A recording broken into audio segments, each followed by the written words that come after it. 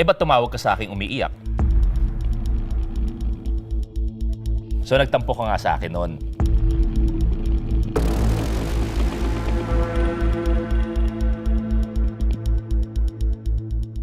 Kita nyo?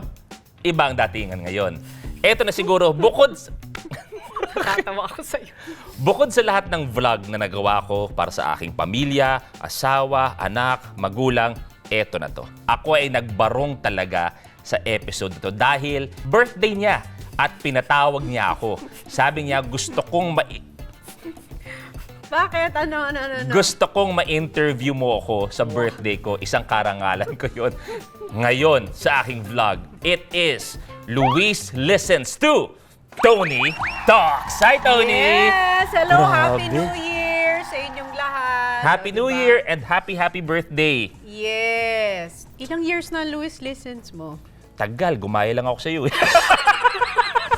Hindi, kasi kami nag-start 2020. Kayo? Ako, 2021. Wala na akong pagkakitaan nun eh. Hindi! Kasi nga kinukwento ni Alex nung una parody. Oo. Parody. Which- Parody. Kaya naman, welcome to Luis Listens.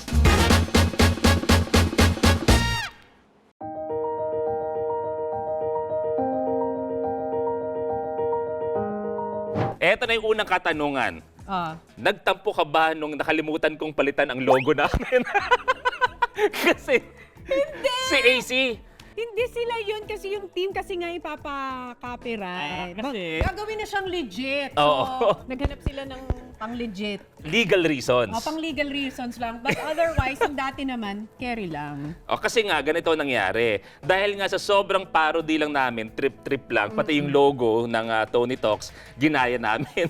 Hanggang sa nakalimutan na namin. Pagkatapos ng ilang episode, tapos nag-text si Catherine. Oh. Sabi niya, Kuya, okay lang ba kung palitan niyo yung logo niyo? Kasi, Kasi nga ililegalize na. oo, nandyan yan. Maraming So salamat. at least yung sa'yo din, yung logo mo, pwede mo nang illegalize yan. Dahil, Hindi rin, pangit lang yung sa mabilis ang gawa lang. Uy, thank you kasi dumayo kayo dito sa aming studio. Isang malaking karangalan na mabisita ng pinakamahusay na male TV host sa bansa. Buhay pa ako. Yung pagkakapuri sa akin, wala pong biyak. Yung likod ng barong ko, wala po.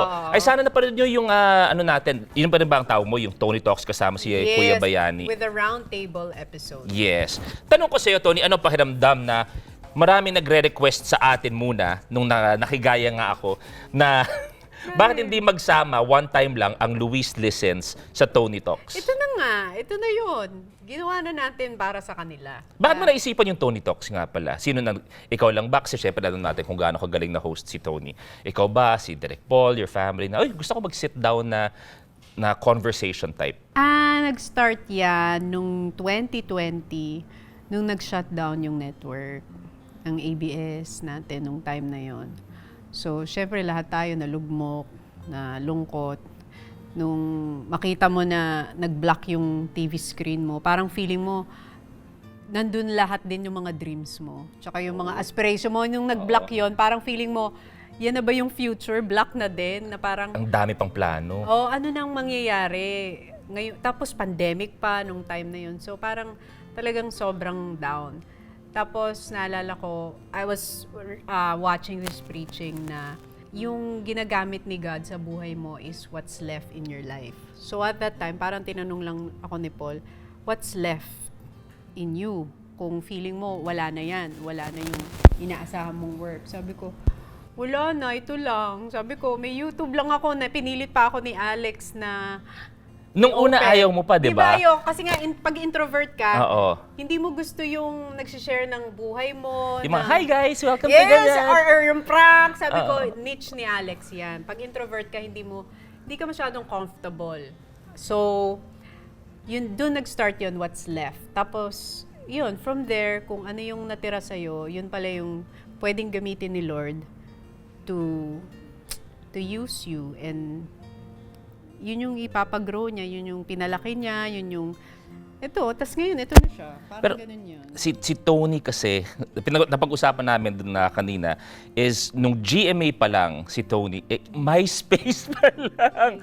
MySpace pa lang sa mga medyo may edad yan na Sa mga millennials. millennials. Alam nila, Oo. MySpace, Multiply. At si Tony, sa mga nakakasunod, nag-message ako sa kanya sa MySpace, gulat na gulat ka kasi topless yung picture ko. Hindi yung Cosmo cover mo. Tapos ang profile pic mo nun, parang naka-crosshair na mukha mo na sa Target. Ah, yes. Early 2000. Ikaw Yung talaga yun? MySpace. Oo. Tapos, kinonfirm ko pa. Sabi ko, totoo bang si Luis Manzano to? Di ba ang daming ano din? Yung Mga faker poster. Oo. Yun na Tapos, nagkita kami, which napaalala sa akin ni Tony, dun sa sitcom na Lagot Ka. Sa GMA. Sa GMA. Kung saan, ang dinalo ko, nung time na yon yung significant other ko, was si Nancy. Okay. Babalikan ko lang to ha, kasi bigla akong naalala lang na gusto ko lang balikan kasi kung gaano na kita katagal kakilala. Isa pa ako nag-welcome sa'yo. Yes, sa ABS nung 2004. 2004. Naalala ko pa, ang prod natin nun sa ASAP, naka-red tayo. Tapos may isang malaking welcome Tony. So gusto ko lang balikan yun kasi napag-usapan yung pandemic. Alam niyo ba si Tony nung pandemic? Sa lahat ng nangyayari, napakarami din niyang shinare sa napakaraming kapamilya employees. So, that's ganun pa rin, hindi pa rin nawawala ang kabutihan ng puso na nag-iisang Tony Gonzaga. Ikasama mo dyan, di ba? Pero eto tanong ko siya, kamusta yung transfer na yun? Nung time na yun kasi matindi network wars eh. Matindi. Ngayon, wala. Collab na tayo ngayon eh. Kamusta yung paglipat mo nun from 7 to 2? Thank God, walang social media. Can you imagine kung may social media na noon? Bugbog. Kung ano yung binugbog ko nung election ng 2022. Nabugbog ka ba na? Hindi, parang hindi masyado. May Parang issue ka kinurot lang. Parang may issue ka May pala. issue ba ako ng Parang 2022? wala. Yung level nun, siguro magka-level yon nung time na yon. Kung may social media na nung time na yon. Kasi mainit ang labanan ng GMA and ABS nung time na lilipat ako. And nung time na yon, yun yung peak ng GMA with Itbulaga, Darna, yung prime time ASAP, nila. SOP ba? SOP. Kamusta yung process na yon? Gaano katagal mo pinag-isipan? Kasi ang nag-start lang yon nung nagsimula ako magtrabaho for Studio 23. What's up? Yes, yung What's Up, What's Up. Buti pumayag ang GMA nun. Hindi kasi ako GMA nun. Ah, okay. Itbulaga, Hiwalay siya, tape. tape ako nun. So, na-associate lang ako na GMA because of Itbulaga airing on GMA 7. Pero, ano talaga ako nun? Hiwalay ka sa Oo, GMA. wala akong contract sa GMA. Before, nung bata-bata ako, nung 13 years old, nag-sign ako ng contract under GMA Artist. Tapos wala nangyari. So, nilet go din nila ako. And then, nung ginawa ko yung commercial na I Love You Piolo, kinuha ko ng Itbulaga. And then from Itbulaga, kinuha ko ng Studio 23 nila Sir Leo Katigbak para mag What's Up, What's Up. Tapos from What's Up, What's Up, doon nagka-interest na Kunin ka. kunin ako na mag-ABS at that time. Ikaw ba batang VTR ka? Kasi napag-usapan natin doon sa vlog ni Tony, sabi mo nga si Tito Bonoy, sinasabi dati na, wag ka na mag-VTR. So paano mo nakuha yung commercial na I Love Piolo? Ikaw ba yung type na every weekend, yung tingin sa kanan, kaliwa, smile, yung batang VTR ka? Hindi, ang dream ko talaga nung bata is maging singer lang. Yun lang ang dream ko kasi kumakanta. Tapos, na-realize ko nung nagsisimula ako in the 90s, ang mga singing contest lang nasa noontime shows. Or bihira yung, unlike ngayon, may The Voice may solo show na bihirang-bihira nung time na yun, seasonal lang ang singing competitions. So, nung natapos na yung mga singing competitions sa mga noontime shows, parang narinig ko na may mga VTRs din daw for commercials. Eh, di ba pag bata ka naman when you're 13 or 12, 13, 14, parang, gusto mo ring itry lahat. So, na-try ko na rin. Nag-VTR na rin ako for commercials. Nakarami ka ba ng commercial? Kasi syempre yung I Love Piolo, bida ka. Pero marami ba nakuha na pwedeng talent ka? Alam mo, mas marami yung binagsak ko kaysa sa pinasak ko na commercial. Nung time na yon. Kasi, yun yung sinasabi ng daddy ko na in the 90s, mas standout kasi yung mga mestiza and half-half. Okay. Diba? Given naman yun, sa isang lineup ng mga girls, talagang standout yung mestiza. Yun yung mas hinahanap dati. Oo. Ngayon kasi diverse, inclusive na, lahat na open. Pero during that time, yun. So, ang daddy ko lang nagsasabi sa akin na, one day, mauuso din yung mukha mo. Kailan Yun kaya ang mauuso encouragement. yung mukha ni Catherine? Oh. One day, mauuso din yung mukha mo. So, parang... How would you take it? Kasi sabi ko nga, it's not something you hear every day. Pero I mean, ikaw ba kaya mong tawanan? Or at one point, medyo may konting tama sa'yo na, sandali, bakit parang... Ang daddy ko kasi, straight to the point, magsalita. Parang lagi niyang sinasabi sa akin, bago mo pa marinig sa labas ng bahay, sasabihin ko na sa'yo. Ay, ganda yun Kasi parang lagi niya akong tinitrain na it's a cruel world out there. Kung hindi ka sanay sa mga masasakit na salita na maririnig mo, hindi mo kakayanin yung mundong pinapasukan mo. Kaya, diretso nang magsalita daddy ko sa akin noon nung time na yon. Yun ang style mo ba sa kids mo rin? Kasi ako, gusto ko lang i-share. Isa sa mga gusto kong ma-share kay Peanut is I want her to realize na there is, baka you wanna correct me if I'm wrong by all means. Gusto ko matuto si Peanut na there is evil in the world. Na we want to believe na lahat ng bagay, rainbows, butterflies, but the truth is, I learned firsthand na The real world? the real world may evil talaga. Ikaw ba, tingin mo ganun din magiging atake mo sa kids mo na? Alam mo, feeling ko dahil millennial parents tayo, mga kids in the 80s, mga millennial parents, mas aware na tayo sa parenting natin sa mga anak natin.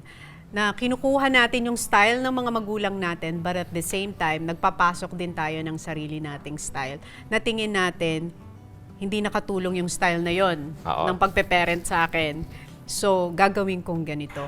So, it's a mixture of old parenting and the new parenting of this generation. Half-half. Diba? May Half-half. pundasyon, may ambag. Oo. May babalikan lang ako sa mga bago. Gusto ko lang balikan din kasi yung journey ni Tony, bago siya naging Miss Tony Gonzaga. Sa mga bagong fans ni Tony, siguro hindi alam ng marami na sabi nga ni Tony, naging lounge singer siya. Yes. Bago siya naging isang artista, movie star, sa mga hotel kumakanta. Magkano TF nun? 1.5. 1.5. Ilang 2 sets. Pag sinabi mo Per 2 set is 12 songs. Per set, 12 songs. Pero, thank God, kasi pag hotel, ang gusto nilang mga songs is standard songs. The Nearness of You, Karen Carpenter. So, hindi ka naman 12 songs na Christina Aguilera or Whitney Houston. Na concert Oo, level. kasi kailangan ano ka lang, ambience. Bagay dun sa mga... Oh, yes. Ambience ka lang, background music ka lang. Parang nakikinig, ikaw lang yung pinapakinggan nila during their dinners or conversations. So, yun. Ganun yun. 1.5. Di ka nagsawa nun? Or happy ka naman sa bawat pasok? Alam mo kasi nung time na yun, nung nagla-lounge singer ako, nag-VTR ako for commercials, nag-audition ako sa pag-artista, sumasali pa rin ako sa mga singing competitions. Yun yung time na ang dami kong ginagawa. At the age of 9, na nag-start ako mag-audition for Repertory Philippines sa mga, kasi di ba kausuhan ni Lea Salonga nung A Whole New World Disney. nung 1996. Lahat gusto maging Broadway singer, so lahat yan tinaray ko, nag-audition din sa Repertory Philippines. So at the age of 9 na nag-start ako, hindi ko na tinigilan mag-audition sa lahat ng bagay. Kung wala kang nakuha sa lahat ng yan, bilang isang singer, artista, ano sana magiging trabaho ni Tony if you had the choice? Na kahit hindi man yon ang pinaka-lucrative na trabaho sa mundo, pero yun ang magbibigay ng fulfillment sa'yo kada gabi o kada araw pagising mo, ano yun? Kung siguro, if I didn't make it in the industry, siguro kumakanta pa rin ako sa mga ano ngayon, sa mga like Different venues. different venues. So hindi ka dumaan sa gusto ko maging nurse, bumbero, police, lawyer, doktor? Wala, kasi ever since nung napanood ko na si Regine Velasquez nung 1990, nung kumanta siya sa TV nung narito ako, sabi ko, ay, yun gusto kong gawin. Gusto kong maging singer. Kaya alam mo, Yun na. nung nag-GMA ka, nung nag-Bulaga ka, you were already a household name. Kumbaga, alam natin, kaya nga, grabe din yung naging impact ni Tony dun sa Itbulaga pa lang. Tapos, nag-ABS ka na. Kailan mo na-realize na, teka lang, medyo sikat ako kailan mo na-realize na, kumbaga, ang daming binigay sa'yo ni Lord na blessing in terms of yung kasikatan mo, na ang dami na kung madami na dati, eto ngayon, ikaw na yung nasa peak o top of your game. Siguro, Luis, yan yung isang bagay na pagpapasalamat ko sa daddy ko. Kasi ang daddy, never niya akong kinausap na, Sikat ka na. or you're somebody. Marunong ang daddy ko na ibaba kami sa lupa ni Alex. Yung parang lagi siyang may reality check. na lagi niyang sinasabi na hindi habang buhay ang nararanasan mo, hindi yan ang permanente, hindi yan ang essence ng pagiging artista, hindi yan. Yung parang lagi niyang sinasabi na yung fame, consequence lang yan ng ginagawa mong trabaho, but it is not who you are and it's not going to be your identity, yung pangalan na meron ka. Lagi lang niyang sinasabi na nagtatrabaho ka kasi ito yung gusto mo, ito yung passion mo, gusto mo i-share yung talent mo. But yung, ewan ko, parang never mong mararamdaman yung nakilala ka na. Hindi niya pinasok sa ulo mo kung ano man yun. Kung gano'n ang diskarte ni Tito Bonoy, si Tita Pinty, kamusta naman nun? Ang mami ko kasi manager ko, so lagi siya sa finance department, sa accounting department. Doon ko lang nakita na, siguro may pangalan na ako nung nakita ko yung TF ko. From starting nung nagsisimula ako na 1.5, nung nakikita ko na yung ina-account ng mami ko, Do you remember? ano na pala, may ano na pala. Matagal na rin naman to. May isa ka bang endorsement na yon na was it 6 figures? Noong una mong nasabi na, uy, teka lang, malaki na to ah. Or was it 7 figures? Yung nag 6 or 7 figures, syempre, yun yung parang, kaya ko pala yun. Kasi yung daddy ko, lagi niyang sinasabi dati, nung nalalaman niyo yung mga endorsements naalala ko pa yun kasi sa GMA, sa Star Talk, si Rosana Roses, parang naghihintay sila, tapos narinig niya yung talent fee for an endorsement. Sabi ng daddy ko, siguro pag kumikita na ng ganyan si Celestine, baka wala na tayo sa mundo, hindi na natin abutin. So parang nung nakita ko na naabot ko na rin pala yung point na pwedeng kumita ng ganon sa isang Sa endorsement. So parang natuwa ako na at least nandito pa yung parents ko na experience nila yon. Lupit naman nun. Mahirap ba na magulang mo nagmamanage sa'yo? Mahirap in the beginning, lalo na when you're in your 20s. Kasi, di ba pag 20s ka, feeling mo super adult ka na I can make my own decisions. Hindi na ako pwede magkamali. Tapos, nung lumipat ka sa ABS, talagang binigay sa'yo yung mga magagandang proyekto. Tapos na-feel mo na nagmo-movie ka na, nakikita mo na yung pangalan mo na nandun sa starring role. So parang nafe-feel mo na hindi mo na kailangan yung parents mo. So nung 20s ka, may ganong feeling na lagi kayong yung parang hindi kayo nagkakasundo ng mindset ng parents mo. But now, na nandito ako sa stage ng buhay ko ngayon ko na-realize na tama pala na mami ko yung naging manager ko. Tama pala na daddy ko yung kasama ko nung nagsisimula ako. Kasi kung hindi, baka kung san-san na rin ako napunta. Or naligaw. Parang gano'n. And nangyayari naman talaga. And not just in the industry, kahit yung mga normal youth, nagkakataon na may part talaga na medyo mawawala tayo ng landas ng konti. So, nagpapasalamat ako dahil nabigyan ng guidance. Yun lang. Tama ba ang narinig ko na sa lahat ng serye, lahat ng movie na nagawa mo, pinaka-proud ka dun sa Ang Paa ni Isabela? Visit ko. Ala ko naman kung ano yan. Lagi ako inaasar ni Alex yan. Uy, Derek Wenderamos yun. Kasama pa natin si Chocolate. Yes. Kasama pa natin si Choc nung time Derek Wenderamos yun. Any project ko na ginawa ko with Derek Wen, memorable sa akin yun. Nakailan Derek Wen tayo? Dami. This guys in Pero nung sinabi sa'yo na, Tony, ang next project mo, magsiserye kayo, hindi lamang sa Espanya, kundi sa Barcelona, na ang kasama mo ay si Luis Manzano, ano ang pakiramdam mo? Ay, labas yung buto. Ayaw na nila. Labas yung buto, labas yung buto. Ayaw nila. Kalat na kalat yung dugo, labas yung buto. Actually, akala ko biro lang. Pero,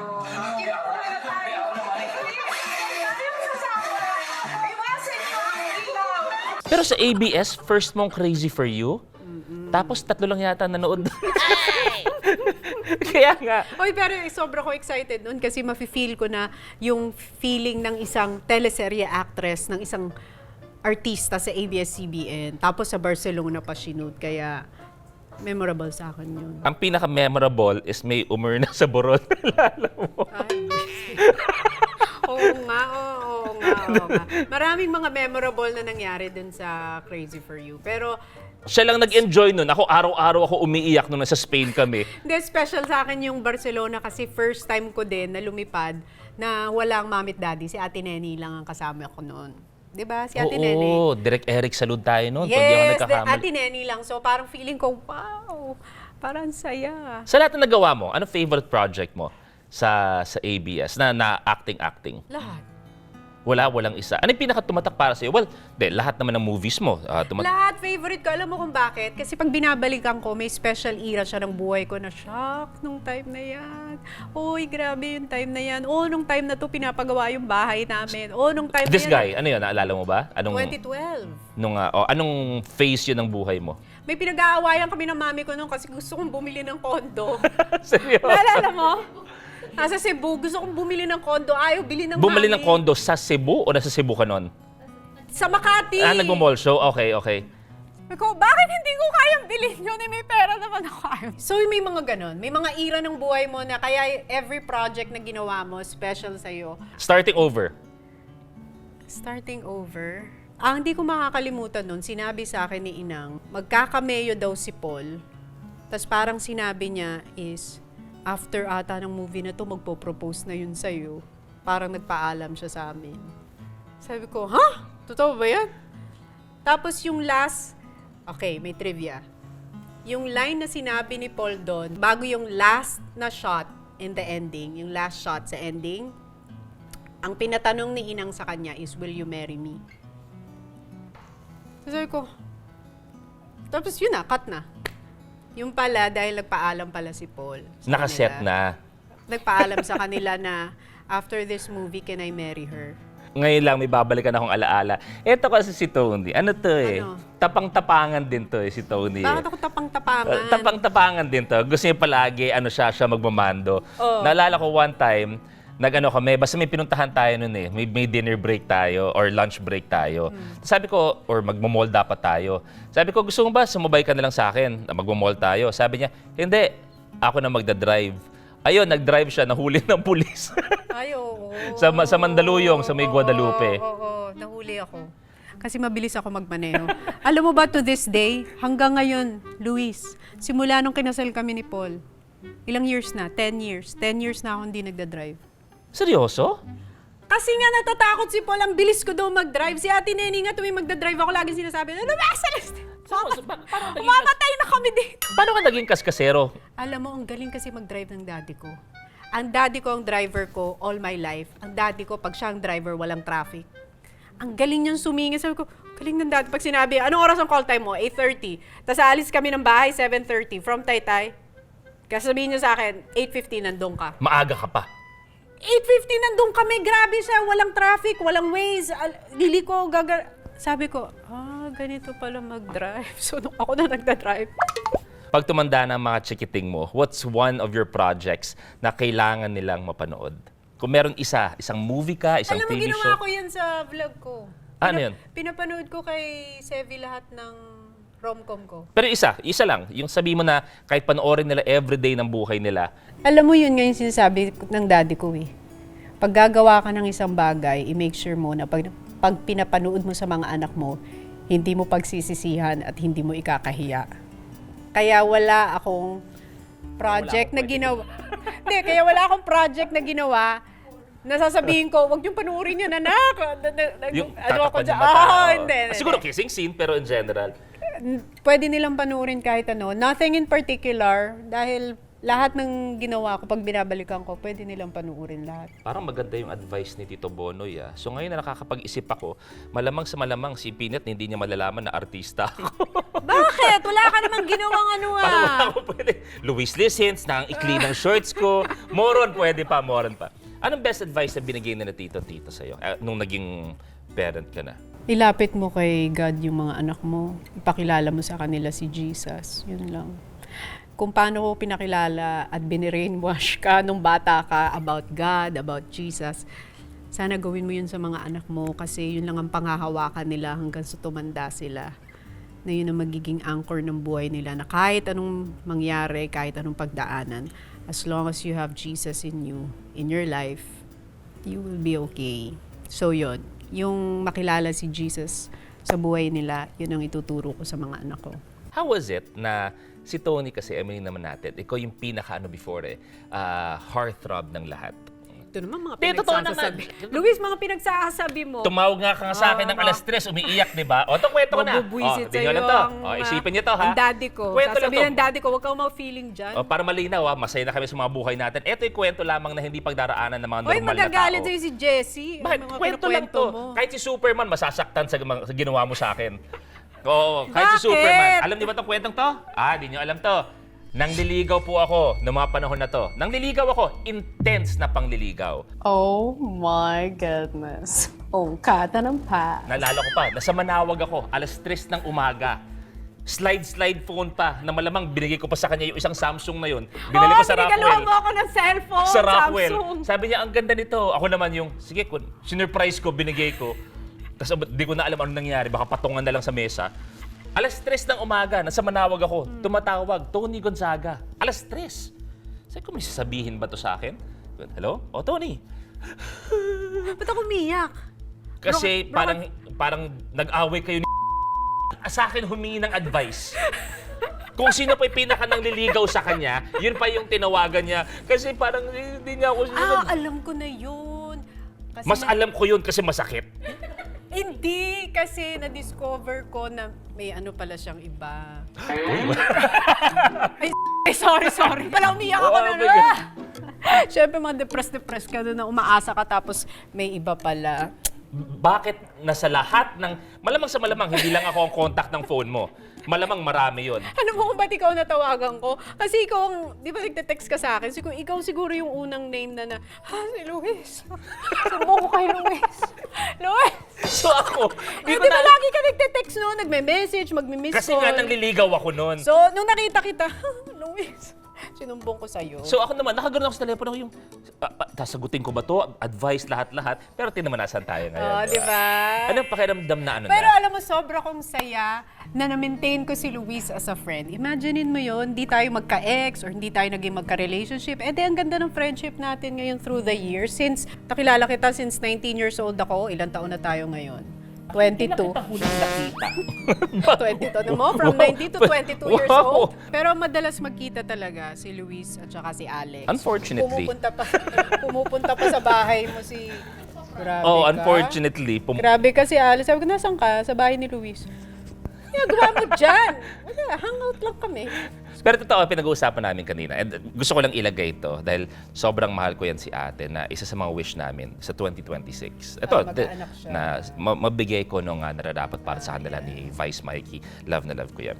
Sabi ko nga, ano ang pakiramdam nung heartthrob nga? Sabi ko, Sam, Paige, at marami pang iba. Nung finally, nung magse-settle down na, ano yung nagpasabi sa'yo na, okay, si Direk na, kumbaga, this is it for the future na, sa dinami-rami ng naghahabol sa'yo. Kakaisang mo sila. Totoo nga! Pupupusit sa'yo dati ko. Ano, sinasabi ni Luis na naghahabol. Wala Marami may gusto sa'yo. Wala na ba may gusto sa'yo? Ikaw kaya, dahil may gusto sa'yo. Pero yung Ano yung take the plunge ka? Yung kay Paul kasi, nung nakita ko yung picture niya sa Multiply. Okay. Di ba Multiply nung time na yun?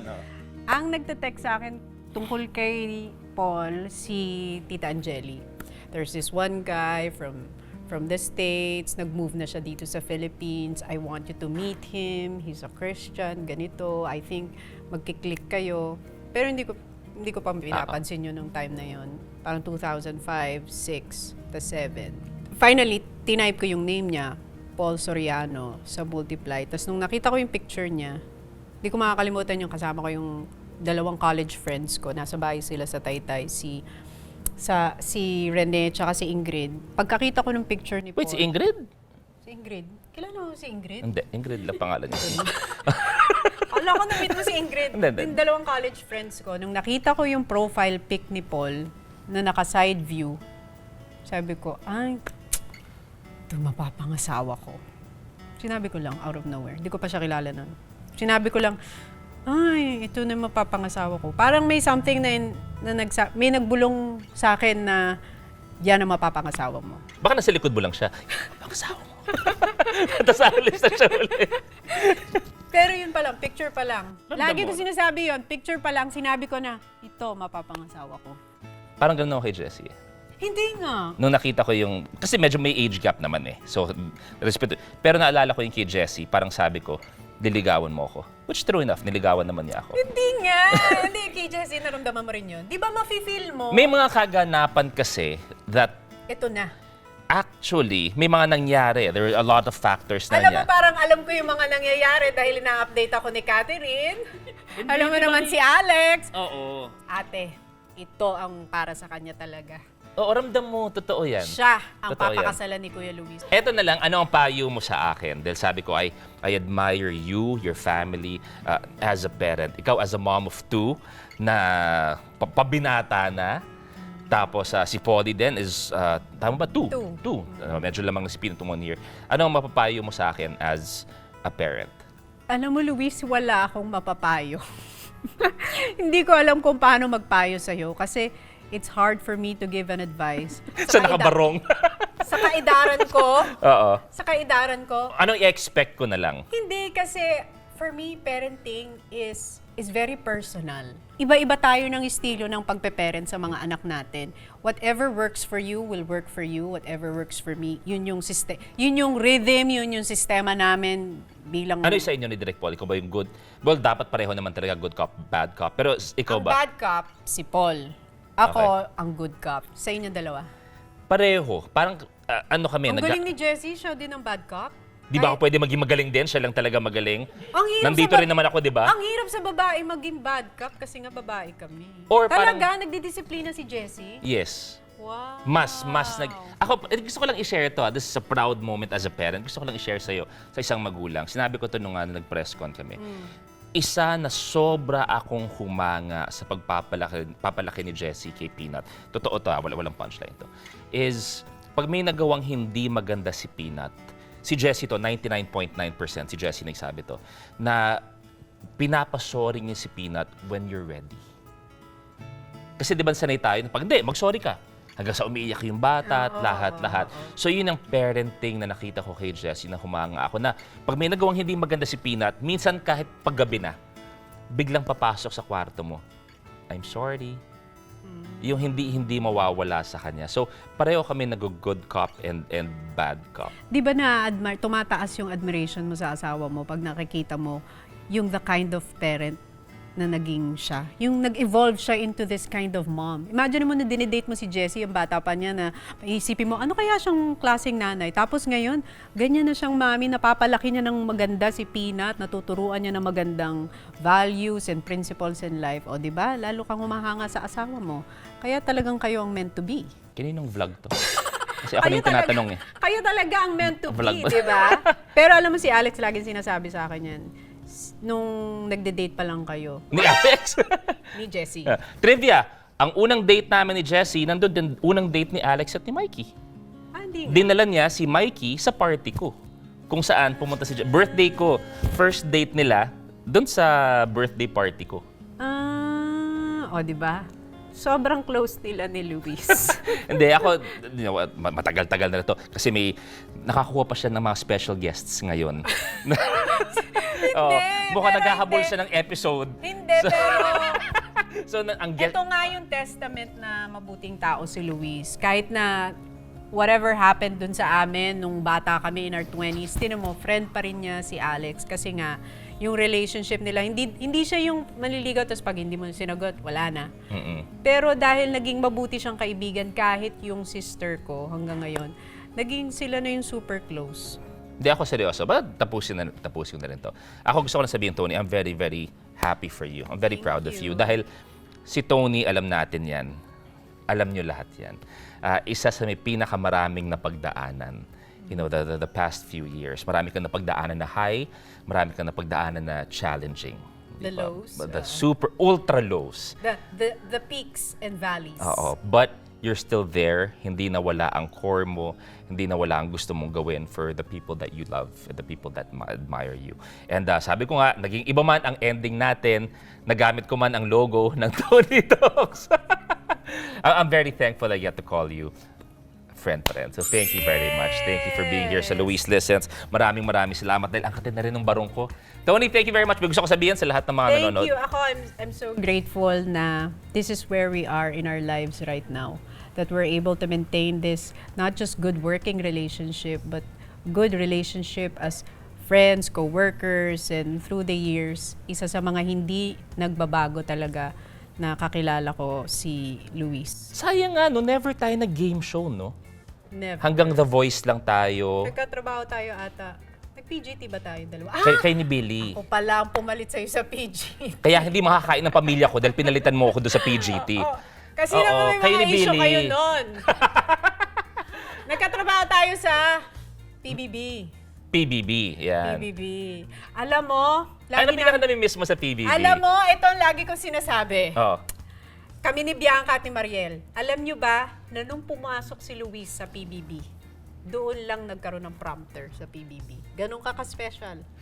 Walang prompter ang PBB, pero nung nag-host ka, nagka-prompter kami. Kaming lahat, may prompter na? Teka lang. Dati wala tayong prompter ah. So, ang sinasabi mo, hindi ko kaya na walang prompter. Special Sarili kong ka. vlog, binabastos mo ko. Hindi. Award-winning host ako. Ano award-winning Nung prompter? na-realize ko, pag si Luis may prompter, special talaga to So, si hindi ko Luis, kaya ah. mag-adlib? Ni Miser ba, hinawakan ko phone ko ngayon sa mga tanong? Wala. Naku, Lahat yun galing dito. Yan ang prompter ko. Wow, so proud of you. Lahat ng pinaghirapan ko na invalidate kung kailan patapos na yung episode. Hindi, pero na-realize ko ba, si Luis na parang naging legit show na tayo. May prompter na. Anong pinaka-namimiss mo Naka-budget na siguro. sa PBB? Ang pinaka-namimiss mo doon? Mariel, Bianca, everyone. But you know, pag tinatanong yung miss, parang ganito yan eh.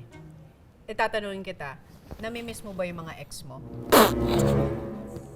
Bago ko sagutin yan, namimiss mo ba? Alam mo, may uuwian akong pamilya. Bagong taon, so single ako, okay lang. So, yun ang sinasabi ko. When you ask that question, di ba? Parang hindi mo siya masasagot na, namimiss mo yung ganun. Because that was a season and a time of your life. That Okay when ka you na. look back, you're happy, you gave it your all, you gave your best, you gave your 100%. So, you look at that season with no regrets, and you look at that season na parang nabigay mo ng lahat. So, It was a special phase in your it life. was a season in my life, and I was grateful for the 16, 17 years na nilaan ko sa PBB. That was a special time in my life, and that will always hold a special memory in my heart. Kasi it also made me the host that I am today, and I learned a lot from that era. Bago tayo magtapos, eto na nga. Tatapusin ko na ang show. Formal ka na? Dahil marami pa akong mga katanungan. Hindi ko na nga binuksan eh. Marami pa akong mga katanungan. Pero ang pinaka-importante is kanina pa nag-aantay si Tito Bonoy at si Tita Pili sa dressing room. Oo nga. But thank you very much, Tony. Thank you pinagamit din ang studio nila. At Oy, abangan- thank you sa Luis Listens na production na bumisita sa amin. Thank you very much also. Kita mo, wait lang, ang dami ng Sa- production namin ha. Pakita ko sa'yo ha. 1, 2, 3. 4, 5, 6, 1, 2, 3. Dalawa sila. Ito nga, saling kit lang to eh. So, maraming salamat sa pagbisita nyo rin sa amin. Sana nag-enjoy din kayo. Thank you for guesting sa Tony Talks Special Roundtable Edition namin, di ba? Thank you very much, Tony. Thank Maraming you. salamat sa panonood. God bless everyone and happy New New Year. Year. Eh, ba't tumawag ka sa aking umiiyak? Inang yung acting na yan, no? Inang yun. Inang, mag-push the wall ka muna para hindi yung ano. Mag-push the wall ka para Oh my masustain mo. gosh, nag-inang ka din! Oo. So, nagtampo ka nga sa akin noon. Ay, direct win yan. Direct win yan.